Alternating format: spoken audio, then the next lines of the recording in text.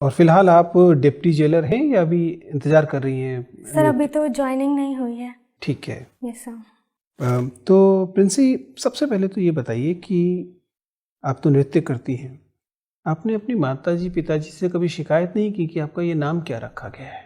Sir नहीं की, क्योंकि सर बहुत यूनिक लगा मुझे तो। सर भले ही इसका कोई मतलब नहीं है, लेकिन सर मुझे अच्छा लगा कि सबसे अलग है। सबसे अलग। Yes sir. गुड। लेकिन इसमें जो कामनाएं हैं वो तो बड़ी प्रिंस से बनी हुई बना हुआ नाम है। काफ़ी सामंती किस्म की इच्छाएं और कामनाएं व्यक्त होती हैं। माता पिता की तरफ से तो समझ में आता है, लेकिन अब आप अधिकारी हो जाएंगी तब तो ये नाम विचित्र लगेगा, नहीं? सर मुझे नहीं लगता कि सर अब इस तरह की भावनाओं की यहाँ स्वतंत्र भारत में सर कोई भी अस्तित्व है। सर जहाँ तक बात है सामंती लगने की, तो सर जैसे हर लड़की सर अपने घर के अपने मम्मी पापा के लिए तो प्रिंसेस होती है। तो सर मैं वैसे ही फील करती हूँ अपने घर में। चलिए, कोई बात नहीं। प्रिंसी, आपने बताया कि आपने इतिहास विषय लिया है। मुझे ये बताइए कि अगर हम भारत के इतिहास को दोबारा से लिखना चाहें, पुनर्लेखन की बात हो ही रही है। बहुत से लोगों का कहना है कि अब तक का जो इतिहास लिखा गया था वो उसमें एक तरफ का विचारधारात्मक झुकाव था, उसको दूर करने के लिए राष्ट्रवादी दृष्टि से विचार लिखने की, इतिहास लिखने की बात हो रही है। यदि हम बजाय राष्ट्रवादी के नारीवादी दृष्टि से इतिहास लिखें तो वे कौन सी घटनाएं होंगी जो अब तक के इतिहास में कम महत्व की मानी जाती हैं, लेकिन एक नारीवादी इतिहास में अधिक महत्व की हो जाएंगी? Yes sir. सर यदि हम प्राचीन इतिहास की बात करें तो मुझे लगता है कि सर घोषा, अपाला, विश्वारा, सर ऐसी महिलाएं हैं जिन्होंने सर बहुत ही इंटेलिजेंट रही हैं। इनके बारे में मुझे लगता है कि और भी चीज़ें निकल के आनी चाहिए। मध्यकालीन इतिहास की बात करें तो सर बहुत सी नारियाँ रही हैं, लेकिन चूंकि वो सामंतवाद का समय था तो वहाँ पे महिलाओं को इतना मतलब इम्पोर्टेंस दिया नहीं गया। आधुनिक भारत की बात करें तो सर जैसे 1857 का विद्रोह हो गया, उसमें सर जन सामान्य महिलाओं की काफ़ी भागीदारी रही। लेकिन चूंकि हमारे इतिहास का सर दृष्टिकोण ऐसा रहा कि वो कहीं ना कहीं सब पुरुषवादी था और इन सब चीज़ों पे ध्यान नहीं दिया गया। तो अगर एक बार से पुनर्इतिहास लेखन की बात हो भी रही है तो मुझे लगता है कि ये ऐसी घटनाएं जिन पे और अधिक शोध करना चाहिए और कई दृष्टिकोण से सर इसमें और भी बातें जोड़नी चाहिए। क्या किया जाए कि जो जिसे हम ग्लास सीलिंग कहते हैं, उत्तर प्रदेश के मामले में ये ग्लास सीलिंग इफेक्ट जो है, जानती हैं क्या होता है ग्लास सीलिंग? आपने कभी ग्लास सीलिंग नहीं सुना? नहीं सर। चलिए, ग्लास सीलिंग इफेक्ट का सामान्य मतलब ये होता है कि महिलाओं की भागीदारी तो भले ही हो जाए, वो एक सीमा से ऊपर नहीं पहुंचने दी जाती है। ठीक है ना? महिलाओं को अक्सर ये फेस होता है कि जैसे कॉरपोरेट में सीईओ नहीं बन पाएंगी, एग्जीक्यूटिव रह जाएंगी, ऐसे ही देश में मंत्री नहीं बन पाएंगी, बहुत हुआ तो सांसद बन जाएंगी। कैसे दूर किया जाए इस ग्लास सीलिंग इफेक्ट को? सर इसका उत्तर मैं अपने एक अनुभव से देना चाहती हूँ। सर क्या मैं दे सकती हूँ? बताइए। सर जैसे जब मैं इंटर में थी तो हम लोग के स्कूल में सर एक करप्शन पे स्पीच लिखने को कहा गया था। फिर हमें सर एक काफ़ी बड़े स्कूल में भेजा गया, वहाँ पे रेडी करके हम लोग गए। वहाँ पे सर जो मुख्य अतिथि थी वो एक जिलाधिकारी, महिला जिलाधिकारी थी, डॉक्टर रोशन जैकब, हमारे ज़िले की। सर जब मैंने उनको देखा सर, तभी से प्रशासन में आने के विषय में मैंने गंभीरता से सोचना शुरू किया। तो मुझे लगता है कि जो भी महिलाएं विभिन्न क्षेत्रों में हैं सर, उनको ऐसे मंच देनी चाहिए, ताकि जैसे स्कूल हो गए सर, वहाँ पे ऐसे महिलाओं को आमंत्रित करना चाहिए ताकि हम जैसे लोग देखें, बच्चे मतलब हम जैसे बच्चियां देखें और सर यानी कि पुरुष तो वास्तविक काम करते रहें और महिलाएं जो हैं ये सेरिमोनियल काम करती रहें। जिलाधिकारी बजाय जिला चलाने के वो सब जगह जाके अपनी शक्ल दिखाए, देखिए मैं महिला जिलाधिकारी बन गई इसलिए आप लोग बनिए। आप समझ पा रही हैं आप क्या कह रही हैं? आप दरअसल उसी को परपिचुएट कर रही हैं जो पेट्रियार्की चाहती है। नहीं सर, आप उनसे सांकेतिक कार्य करने को कह रही हैं वास्तविक कार्यों के स्थान पर। नहीं सर, जैसे कि मैंने अभी आपसे कहा कि आप जिलाधिकारी बन जाएंगी या उप जिलाधिकारी बन जाएंगी तो बजाय अपना सब डिवीजन चलाने के आपको अपना ये काम लगेगा कि स्कूलों में जाकर दिखाएं कि देखिए मैं महिला हूं, मैं एसडीएम बन गई, आपको भी बनना चाहिए, जबकि आपको काम करना चाहिए। ये सेरिमोनियल काम तो परिवारों में महिलाओं को दिए जाते हैं, विवाह में जाइए अपने आप को दिखाइए और बताइए कि हम बहू हैं।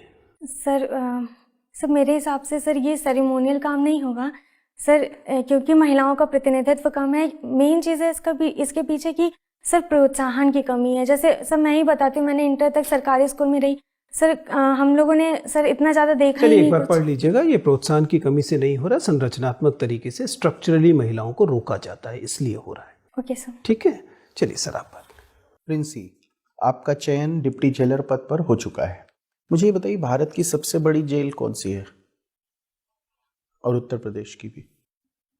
सर मैं अनुमान लगा सकती हूँ। Sir Yerwada jail. Yerwada jail सबसे बड़ी है, श्योर है? सर श्योर नहीं है। अच्छा, उत्तर प्रदेश की? सर इसमें भी अनुमान लगा सकते। क्या? सर प्रयागराज नैनी। नैनी जेल काफ़ी बड़ी है। कितनी कैपेसिटी है, कितने prisoners under trial? Sir national bureau of crime records के माने तो 67% जो कैदी हैं वो अंडर ट्रायल है। नहीं, कितनी कैपेसिटी है इसमें? सॉरी सर, नहीं कोई मुझे आइडिया नहीं है? आइडिया नहीं। अच्छा ठीक है। आपका वैकल्पिक विषय क्या था? इतिहास। था। 16 महाजनपद तो पढ़ा ही होगा, जी। ठीक है। इसमें से अंग कहाँ था? सर बिहार में। बिहार में। जी। मगध भी कहाँ था? बिहार। तो मगध से किधर चलेंगे तो अंग आएगा? सर पूर्व की तरफ चलेंगे तो बिहार, मतलब मगध से पूर्व की तरफ। और बंग कहाँ है? सर वो अंग से बिहार सर अच्छा ठीक है। मुझे एक बात बताइए कि अगर हम इन 16 महाजनपदों पर ध्यान दें तो इनमें से कौन से ऐसे हैं जो अब भारत में नहीं दिखते, भारत में नहीं है? Sorry sir. अच्छा ठीक है। गांधार, कंबोज। Yes sir. हाँ, यस सर। चलिए ठीक है। मुझे ये बताइए कि उत्तर प्रदेश के इस समय के विधानसभा के स्पीकर का क्या नाम? सर हृदय नारायण दीक्षित। कहाँ से हैं ये? सर नहीं पता। आपके आसपास से ही कहीं से हैं? उन्नाव डिस्ट्रिक्ट में विधानसभा है कोई? नहीं गेस कर पा रही हैं? नहीं सर। अच्छा ठीक है। आप नेशनल एजुकेशन पॉलिसी के 3 पॉइंट्स बता दीजिए, क्योंकि आपने बीएड किया है, एमए किया है, एजुकेशन में तो एमएड किया है। सर इसमें जो पहला स्ट्रक्चर था 10+2+3 का, सर उसको चेंज करके 5+3+3+4 किया जा रहा बस है। इसी को समझा दीजिए। सर 5 जो स्ट्रक्चर है सर वो 5 साल की जो एजुकेशन है उसमें अर्ली चाइल्डहुड केयर को दिया गया है सर। फिर 1st और 2nd क्लास, इसमें बच्चों को एग्ज़ाम नहीं देना होगा सर। उसके बाद में प्रिपरेटरी स्टेज आती है जो कि फर्दर 3 साल की होगी।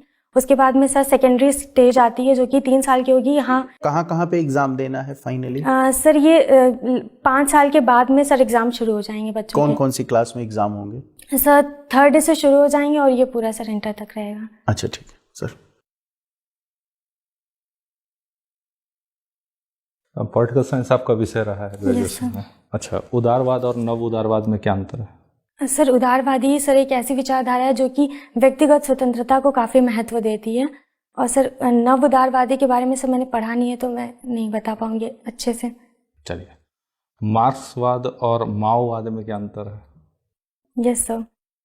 सर मार्क्सवादी जो विचारधारा है सर उसमें सर्वहारा जो है वो सिर्फ औद्योगिक श्रमिक हैं और ये मानते हैं कि जो औद्योगिक राष्ट्र होंगे वहीं पे मार्क्सवादी क्रांति होगी और शहरों पे ज़्यादा केंद्रित है सर। जबकि माओवाद सर जैसे कि चाइना में माओवाद था तो उन्होंने पूरी रणनीति को किसानों पर केंद्रित किया था। मतलब उनके अकॉर्डिंग सर्वहारा वर्ग किसान हैं और ये माओवाद शहरों से ज़्यादा गाँव में सर गाँव को केंद्रित करते हैं। अच्छा, क्यों ऐसा हुआ कि चाइना में किसानों के लिए क्रांति की जा रही है जबकि विश्व में अलग चीज़ें चल रही हैं और औद्योगिक क्रांति मतलब मजदूरों की बात की जा रही है? सर चाइना के परिप्रेक्ष्य में देखें तो रशिया में तो जब क्रांति हुई तो सर वहाँ पे ऑलरेडी औद्योगिक क्रांति शुरू हो चुकी थी। जबकि एशिया में उस समय तक सर किसी भी देश में औद्योगिक क्रांति नहीं हुई थी और चाइना सर उस समय तक औपनिवेशिक शोषण का शिकार था। वो सर बहुत शोषण का शिकार हो चुका था तो वहाँ पे सर औद्योगिक श्रमिक वर्ग उत्पन्न ही नहीं हुआ, किसान ही थे। तो सर माओ ने अपनी पूरी रणनीति किसानों पर ही केंद्रित करी।